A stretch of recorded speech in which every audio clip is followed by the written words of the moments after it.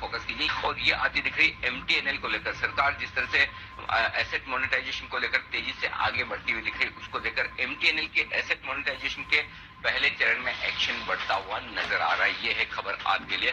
और एमटीएनएल के पहले चरण में कुछ रियल एस्टेट और लैंड एसेट चुने गए हैं, ये बड़ी खबर है। और जो वरुण अभी हमें कुछ डिटेल्स निकाल कर भेजे, उनका ये कहना है कि वाशी, मुलुंड और शिमफोली, ये तीनों जगह जहां पर वो अपनी स्टेक बेचने की कोशिश कर रहे हैं, माफ कीजिए लैंड बेचने की जो कोशिश कर रहे हैं, वहां पर इन तीनों की लैंड बैंक की वैल्यू लगभग 5,000 करोड़ रुपए के आसपास बताई जा रही है। और दूसरी चीज ये है कि जो कुछ भी एमटीएनएल के पास लैंड बैंक है, उसकी जो भी एसेट्स है, उसका वैल्यूएशन 20 से 23,000 करोड़ रुपए के आसपास बताया जा रहा है।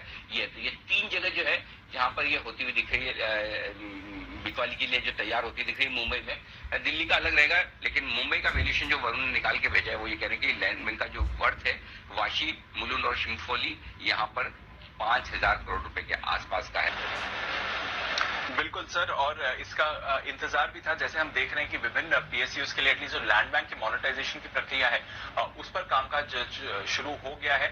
तो इसके साथ ही जो एमटीएनएल के लैंड्स हैं, उस पर बिकवाली की प्रक्रिया पर आप कामकाज शुरू होते हुए देख रहे हैं। वसई, मुलुंड, मुंबई में जो लैंड है इनका, उसको मोनेटाइज किया जाएगा। पहले चरण में कुछ रियल एस्टेट एसेट्स और साथ ही कुछ लैंड एसेट्स इनको चुना जा रहा है। कुछ रेजिडेंशियल प्रॉपर्टीज भी हैं जहां पर नजर रहेगी। साथ ही एमएसटीसी में भी इनके कुछ ऑफिसेज हैं, रेजिडेंशियल कॉन्ट्रैक्ट्स हैं और कुछ जगहें हैं जहां पर रेजिडेंशियल लैंड है, उसको भी चुना गया है एसेट मोनेटाइजेशन के लिए। तो सर, जो हम लगातार एक थीम हम करते हुए दिख रहे हैं, एमएसटीसी के ही पोर्टल पर ये किया जाएगा। एमटीएनएल के सारे ये एसेट्स हैं जिनकी बिक्री की जाएगी। और लगातार यही एक प्रोसेस रहा है डाइवेस्टमेंट प्रोसेस को तेजी में लाने के लिए। जो एक्सेस लैंड है, जो सरप्लस लैंड है, जिसकी शायद डाइवेस्टमेंट जो कंपनी के तरफ इंटरेस्ट ले रहा हो, उसका इंटरेस्ट नहीं हो, उसको कैसे अलग तरीके से मोनेटाइज किया जा सकता है, उस पर सरकार की तरफ से बड़े डेवलपमेंट आ रहे हैं। तो पहले चरण में इनके लैंड एसेट्स के मोनेटाइजेशन पर कामकाज शुरू हो गया है एमएसटीसी के पोर्टल के जरिए, और जो ऑनलाइन सर्विसेज एमएसटीसी ऑफर करता है उसके जरिए यहां पर आपको करते हुए आते हुए दिखेगा।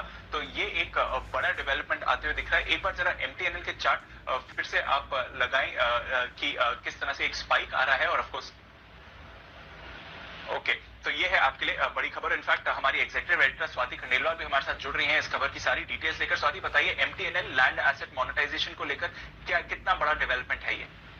बिल्कुल, आपने बिल्कुल सही कहा। ये एक प्रोसेस जो सरकार ने शुरू किया था, अब उसमें तेजी पकड़ी जा रही है। और जैसा मुझे सूत्र बता रहे हैं, इनफैक्ट मैं लगातार मीटिंग्स कर रही हूँ, और जो इन्फॉर्मेशन मुझे अब मिली है एमटीएनएल को लेकर, जो एसेट मोनेटाइजेशन का प्लान था, बिकॉज कोविड हुआ, 2 महीने का टाइम फ्रेम थोड़ा सा डिले, यहाँ अब जो थोड़ा फास्ट ट्रैक करने की सरकार कोशिश कर रही है।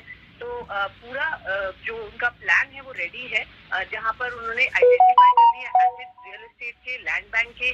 जैसा आप लोगों ने अभी बात की, वसई, हेल, मुलुंड, मुंबई, तो ये कुछ बड़े प्रोजेक्ट है, बड़े लैंड बैंक हैं जहां आपको अच्छी वैल्यूएशन मिल सकती है। और बड़ा ओपन बिडिंग प्रोसेस इन्होंने यहाँ पर कोशिश की लाने की। एमएसटीसी की ई लाइन बिडिंग के रूप में ये प्रोसेस आगे बढ़ेगा। तो एमएसटीसी के लिए भी एक्चुअली ये अच्छी खबर है, क्योंकि लगातार आप देखेंगे जिसमें पीएसयू की लैंड या एसेट ओपन बिडिंग होगी, वो एमएसटीसी के ही प्लेटफॉर्म पर सरकार करना चाहेगी। तो वो एक इंटरेस्टिंग बात है। एमटीएनएल का ये फेज 1 है by the way of asset monetization. इसको टेस्ट करके फिर वो आगे दूसरे प्रोजेक्ट भी आइडेंटिफाई करेंगे। आप समझिए एमटीएनएल के पास बहुत सारा लैंड बैंक, बहुत सारे एसेट्स है, तो ये एक बार में करना संभव नहीं है, इसलिए इसको टुकड़ों में, ब्रांचेस में सरकार को इसलिए करने का। तो फेज 1 का स्ट्रक्चर रेडी है, और अब इसको इम्प्लीमेंट करने के लिए सरकार तैयार है। दीपम की तरफ से, फाइनेंस मिनिस्ट्री की तरफ से, और एमटीएनएल, एमएसटीसी